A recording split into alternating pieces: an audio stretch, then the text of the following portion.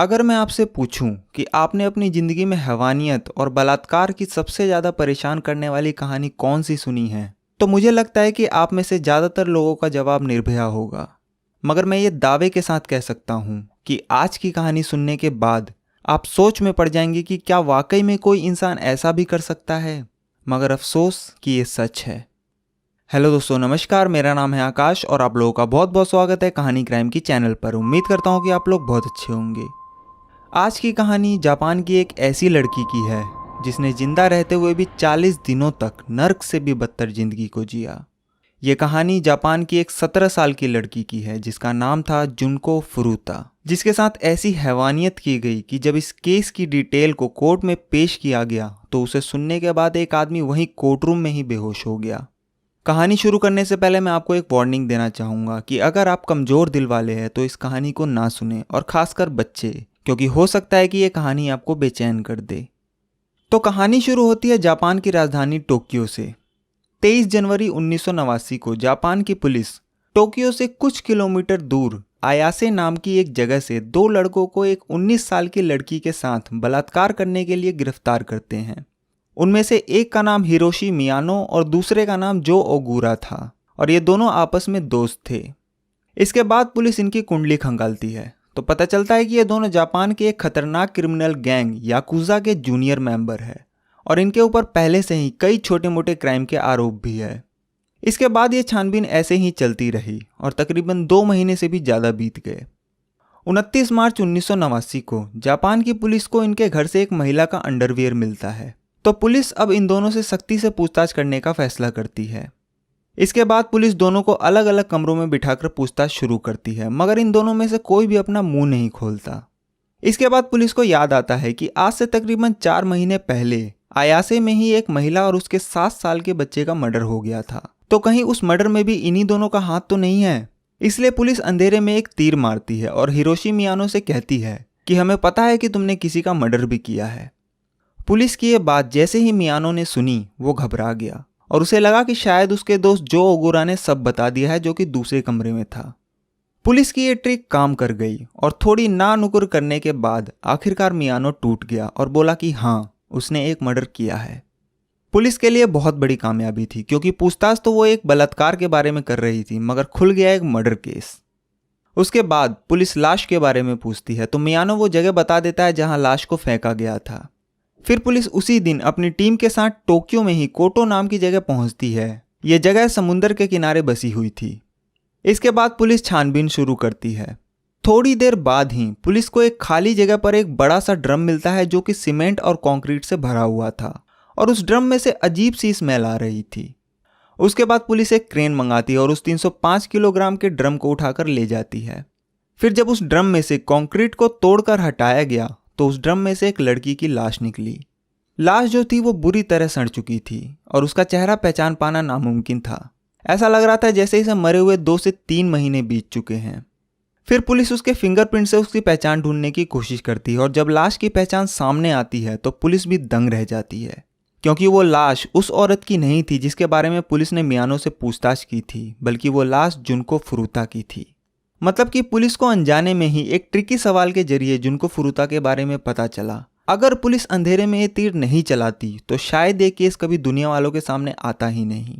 खैर, इसके बाद पुलिस ने जुनको फुरुता की लाश को पोस्टमार्टम के लिए भेज दिया और अब इस केस के बारे में हिरोशी मियानो और जो ओगुरा से पूछताछ शुरू की, और फिर उन दोनों ने पूरी कहानी बयां की और कहानी कुछ इस तरह थी। जुनको फुरुता एक 17 साल की खूबसूरत लड़की जिसका जन्म 18 जनवरी 1971 को जापान के एक शहर मिसातो साइतामा में हुआ था। जुनको शुरू से ही पढ़ने लिखने में काफ़ी होशियार थी और वहीं मिसातो में ही याशियो मिनामी हाई स्कूल की स्टूडेंट थी। जुनको फुरुता के अंदर शुरू से ही यह था कि पढ़ लिख कर कुछ करना है, इसलिए वो स्कूल में सिर्फ पढ़ाई लिखाई में ही ध्यान देती और पार्टी करने वाले या फिर नशा करने वाले बच्चों से दूर रहती।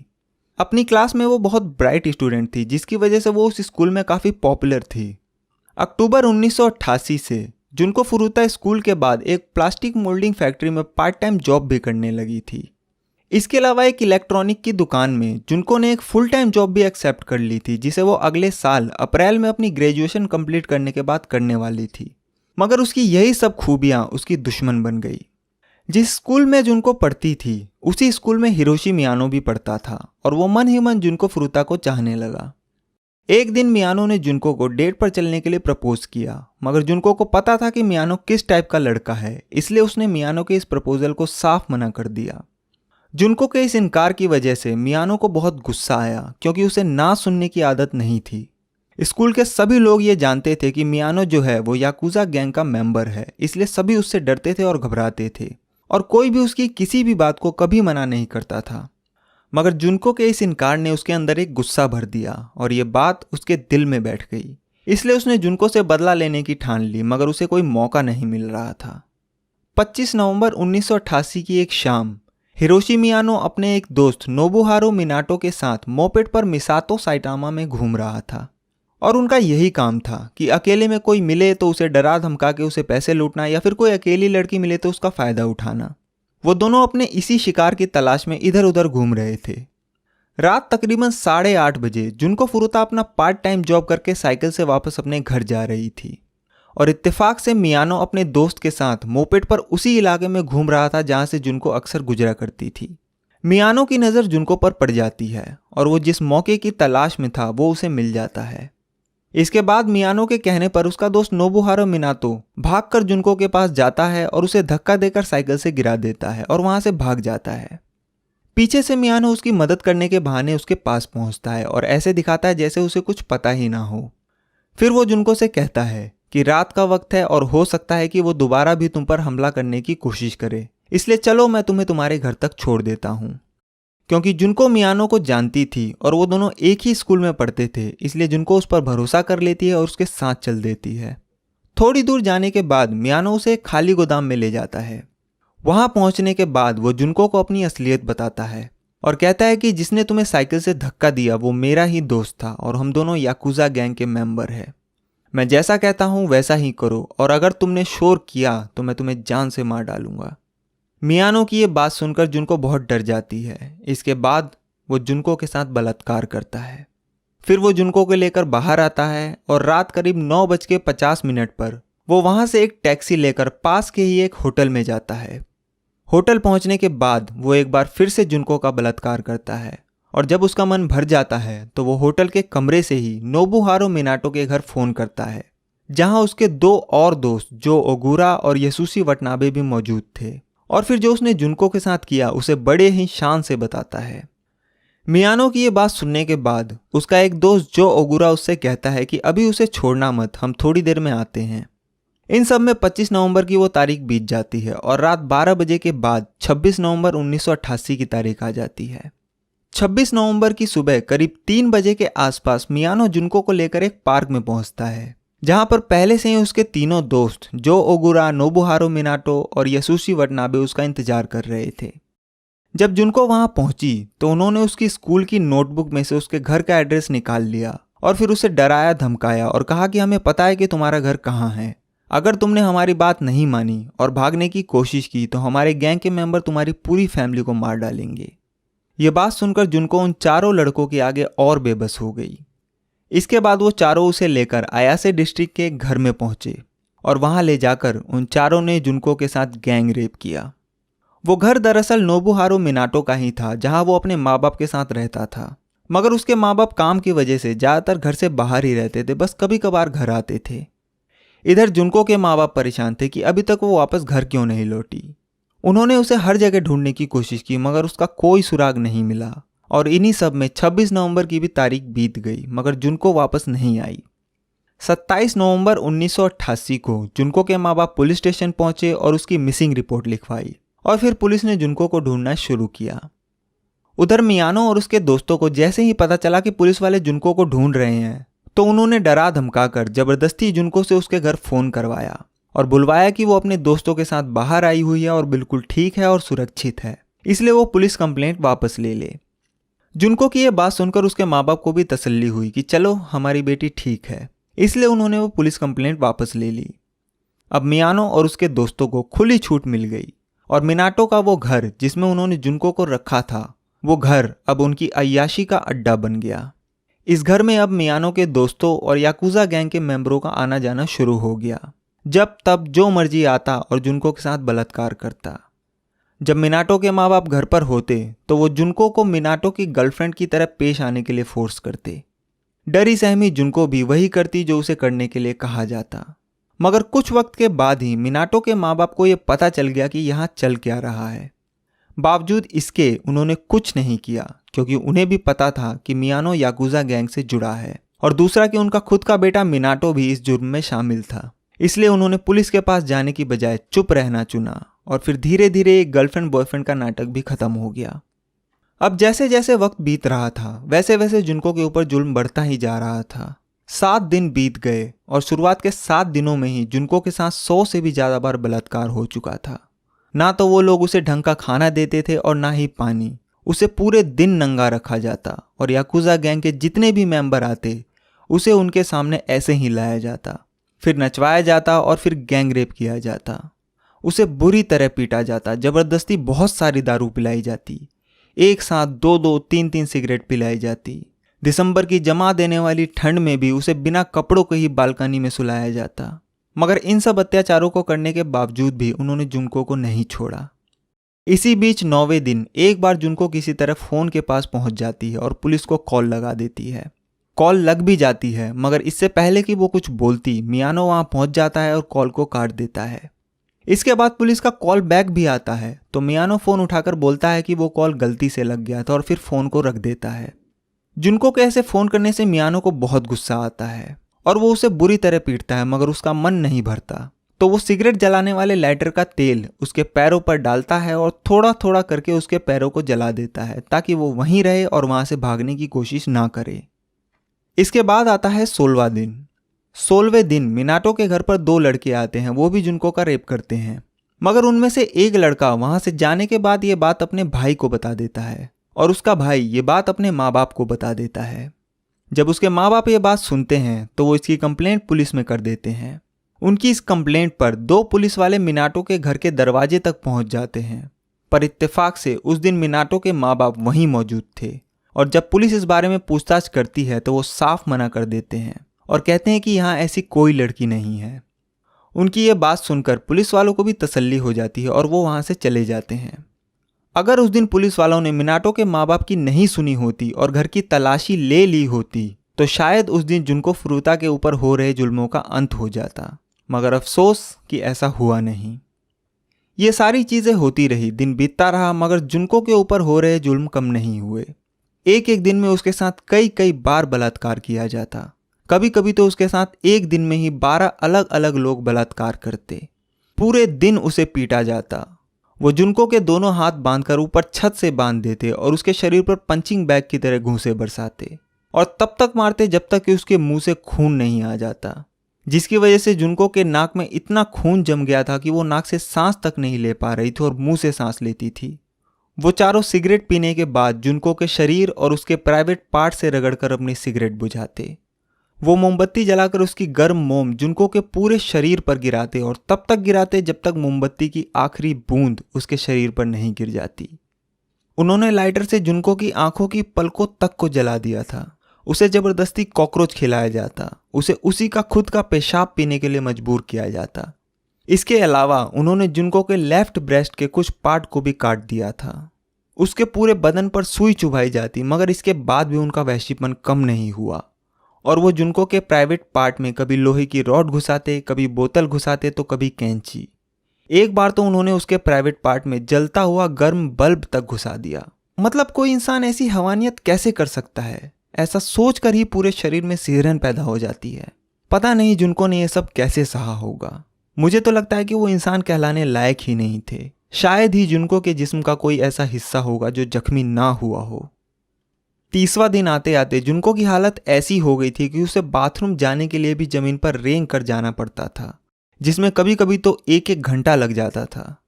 अब तक करीब 100 लोग अलग अलग वक्त में 400 से भी ज़्यादा बार उसका बलात्कार कर चुके थे। लगातार टॉर्चर की वजह से जुनको के ब्लैडर ने भी कंट्रोल खो दिया था, इसलिए कई बार उसके बाथरूम में पहुंचने से पहले ही उसका पेशाब निकल जाता। उसके शरीर ने खाना पचाना तक बंद कर दिया था। अगर वो पानी भी पीती तो उल्टी कर देती और इसके लिए भी उसे पीटा जाता कि उसने उल्टी क्यों की। कई बार जुनको ने उनसे अपनी मौत की भीख तक मांगी, मगर उन दरिंदों ने उसे मौत भी नहीं दी। वक्त बीतने के साथ साथ जुनको के शरीर पर जो जख्म थे उनमें पस बनने लगा और उसके शरीर से बदबू आने लगी, जिसकी वजह से उन चारों का इंटरेस्ट उससे हटने लगा। मगर उन्हें अपनी हवस मिटाने के लिए कोई ना कोई तो चाहिए था। तो वो चारों 27 दिसंबर 1988 की रात जुनको को मिनाटो के घर में ही छोड़कर बाहर निकलते हैं और रात करीब 2:30 बजे के आसपास एक 19 साल की लड़की का किडनैप कर उसे चाकू से डरा धमकाकर होटल ले जाते हैं। फिर उसके साथ भी गैंग रेप करते हैं और जब उनका मन भर जाता है तो वो उसे छोड़ देते हैं। और ये वही लड़की थी जिसका रेप करने के इल्जाम में बाद में मियानो और उसके एक दोस्त को पकड़ा गया था, जिसके बारे में मैंने आपको शुरू में बताया था। खैर, इसके बाद 1988 का वो साल बीत जाता है और 1989 का नया साल आ जाता है। मियानो और उसके दोस्त नया साल मना रहे थे और इधर जुनको अपनी मौत का इंतजार कर रही थी। 4 जनवरी 1989 को मियानो महाजोंग सॉलिटेयर के एक गेम में बहुत सारे पैसे हार जाता है, जिसकी वजह से वो बहुत गुस्से में था।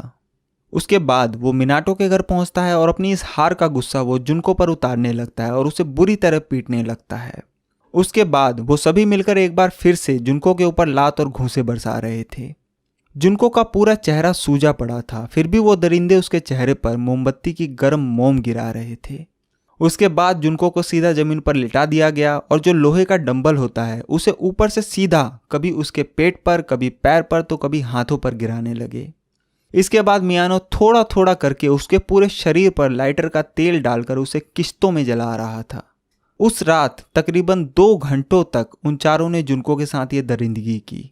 शुरुआत में तो जुनको ने इन हमलों से अपने आप को बचाने की कोशिश की, मगर थोड़ी देर बाद ही उसने भी रिस्पॉन्स देना बंद कर दिया। एक तरह से वो एक जिंदा लाश बन चुकी थी। ये सब करने के बाद वो चारों जुनको को वहीं छोड़कर चले गए, मगर उस रात मियानो ने जो लाइटर का तेल होता है वो कुछ ज़्यादा ही डाल दिया था और लगातार 2 घंटे तक चले इस टॉर्चर को जुनको झेल नहीं पाई। और 40 दिनों के इस नर्क को झेलने के बाद 4 जनवरी 1989 की उस रात जुनको की मौत हो गई। और मुझे लगता है कि अच्छा ही हुआ कि उस रात उसकी मौत हो गई, वरना ना मालूम और कितने दिन जुनको को ये दरिंदगी झेलनी पड़ती। अगले दिन जब वो चारों दरिंदे याकुजा गैंग के साथ घूम रहे थे तो मिनाटो का भाई जो घर पर ही था और उसे भी जुनको के बारे में सब पता था, उसने कॉल करके उन चारों को बताया कि जुनको कल से ऐसे ही पड़ी हुई है और लगता है कि शायद वो मर गई। ये खबर सुनते ही वो चारों भागे भागे मिनाटो के घर पहुंचते हैं और फिर चेक करने पर पता चलता है कि जुनको की मौत हो चुकी है। उसके बाद वो चारों मिलकर जुनको की लाश को ठिकाने लगाने का प्लान बनाते हैं। फिर वो चारों मिलकर बॉडी को 2 कंबल में लपेटते हैं और एक बड़े से बैग में रखकर उसके चारों तरफ टेप लगा देते हैं। इसके बाद वो एक बड़ा सा 55 गैलन का तेल का खाली ड्रम लाते हैं और उस बैग को जिसमें जुनको की लाश थी उसे उस ड्रम में डाल देते हैं। उसके बाद वो उस ड्रम को कंक्रीट और सीमेंट के गीले मसाले से भर देते हैं। रात 8 बजे के करीब वो उस ड्रम को एक ट्रक में लोड करते हैं और उस ड्रम को लेकर कोटो टोक्यो की तरफ चल देते हैं। कोटो जो है वो जापान में एक समुद्री इलाका है और उनका प्लान ये था कि वो इस ड्रम को समुंदर में डाल देंगे। मगर समुंदर के करीब पहुंचने से थोड़ा पहले ही उन्हें एक खाली और सुनसान जगह मिलती है, तो वो उस ड्रम को वहीं फेंक कर वहां से निकल जाते हैं। और इसके आगे की कहानी आपको मालूम ही है। जब जुनको फुरुता की ये कहानी पुलिस के सामने आती है तो पूरा पुलिस महकमा हिल जाता है। उन्हें भी यकीन नहीं हो रहा था कि कोई इंसान ऐसा कैसे कर सकता है। हिरोशी मियानो और जो ओगुरा की इस गवाही के बाद इनके बाकी के 2 दोस्त नोबुहारो मिनाटो और यसुशी वटनाबे को भी गिरफ्तार कर लिया गया। मगर यहाँ एक अफसोसजनक बात यह थी कि ये चारों ही नाबालिग थे, तो पुलिस इनकी पहचान दुनिया वालों के सामने नहीं रख सकती थी और ना ही इन्हें मैक्सिमम सजा या फांसी दी जा सकती थी। इसलिए इन्हें जब कोर्ट में पेश किया गया तो इन्हें इनके असली नाम से नहीं बल्कि A, B, C और D के नाम से पेश किया गया। और क्योंकि जुनको फुरुता की जो बॉडी थी वो एक ड्रम में मिली थी जो सीमेंट और कंक्रीट में जमी हुई थी, इसलिए इस केस को जो नाम दिया गया वो था concrete encased high school girl murder case. मगर जब जुनको फुरुता की ये कहानी शुकान बुनशुन मैगजीन के एक पत्रकार ने सुनी तो उन्होंने सीधे इन चारों का नाम अपनी मैगजीन के फ्रंट पेज पर छाप दिया और कहा कि इन चारों दरिंदों ने जो भी जुनको के साथ किया वो किसी हैवानियत से कम नहीं था, इसलिए इन्हें किसी भी ह्यूमन राइट्स का कोई अधिकार नहीं है, चाहे हमारा कानून कुछ भी कहे। इसके बाद जब यह कहानी पूरे जापान और पूरी दुनिया के सामने आई तो सभी दंग रह गए। कहानी ही ऐसी थी कि जिसने भी सुना वो रो पड़ा। जुनको फुरुता के ऊपर हुए इस जुल्म की कहानी जब जुनको की मां ने सुनी तो उनकी भी दिमागी हालत बिगड़ गई और उन्हें साइकेट्रिस्ट का सहारा लेना पड़ा। जुनको की बॉडी मिलने के 3 दिन बाद 2 अप्रैल 1989 को उसकी अंतिम यात्रा निकाली गई। जुनको जिस स्कूल में पढ़ती थी उस स्कूल के प्रिंसिपल ने उस दिन जुनको के ग्रेजुएशन ना कंप्लीट करने के बावजूद भी उसके माँ बाप को जुनको की ग्रेजुएशन सर्टिफिकेट दी और उसे ग्रेजुएशन से नवाजा। जिस इलेक्ट्रॉनिक शॉप में जुनको ग्रेजुएशन के बाद काम करने वाली थी, उस शॉप के ऑनर ने जुनको को वो यूनिफॉर्म भेंट की जिसे पहनकर जुनको उस शॉप पर काम करती। उस यूनिफॉर्म को बाद में जुनको के ताबूत में ही रख दिया गया। अगर जुनको के साथ ये सब नहीं हुआ होता तो शायद अगला दिन यानी 3 अप्रैल 1989 उसकी जॉब का पहला दिन होता, मगर अफसोस कि उन दरिंदों की वजह से ऐसा हो न सका। जुलाई 1990 में टोक्यो की लोअर कोर्ट ने हिरोशी मियानो, जो कि इस क्राइम का लीडर था, उसे 17 साल की सज़ा सुनाई और बाकी तीनों जो ओगुरा, नोबुहारू मिनाटो और यशुशी वटनाबे को 6-6 साल की सज़ा सुनाई। उसके बाद इन्होंने इस फैसलों को टोक्यो की हाई कोर्ट में चैलेंज किया, पर टोक्यो हाई कोर्ट के जज ryuji यानासे ने हिरोशी मियानो की सज़ा को 3 साल बढ़ाकर 20 साल कर दिया और बाकी तीनों की भी सज़ा को 6 साल से बढ़ाकर 9 साल कर दिया। उन्होंने अपने फैसले में ये भी कहा कि इस पूरी दुनिया में ऐसा कोई भी शब्द नहीं है जो जुनको फुरुता के इस दर्द को बयां कर सके। बाद में उन 2 पुलिस वालों को भी उनकी लापरवाही के लिए सस्पेंड कर दिया गया, जो मिनाटो के घर तक पहुंचकर भी वापस आ गए थे और घर की तलाशी नहीं ली थी। मगर वाकई में जिस दरिंदगी के साथ एक 17 साल की लड़की को नोचा और खसोटा गया, मतलब पूरी इंसानियत शर्मसार हो गई।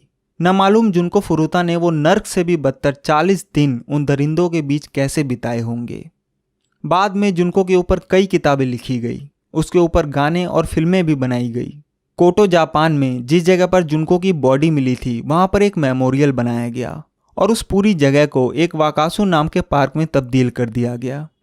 आप आज भी अगर जापान जाएं तो उस पार्क को देख सकते हैं। तो ये थी जुनको फुरुता की दर्दनाक कहानी। एक चीज़ और कि आप में से बहुत से लोगों की ये शिकायत रहती है कि मैं वीडियो बहुत लेट डालता हूँ और आपकी ये शिकायत जायज़ भी है, मगर आप यकीन मानिए कि मैं पूरी कोशिश करता हूँ कि वीडियो को जल्दी से जल्दी बनाऊँ। पर क्योंकि मैं YouTube के साथ साथ जॉब भी करता हूँ और वीडियो बनाने के लिए उसकी सही डिटेल ढूंढने और फिर उसे कहानी में तब्दील करने में बहुत वक्त लग जाता है और जॉब की वजह से मुझे ज़्यादा वक्त मिल नहीं पाता, इसलिए वीडियो बनाने में थोड़ा ज़्यादा टाइम लग जाता है।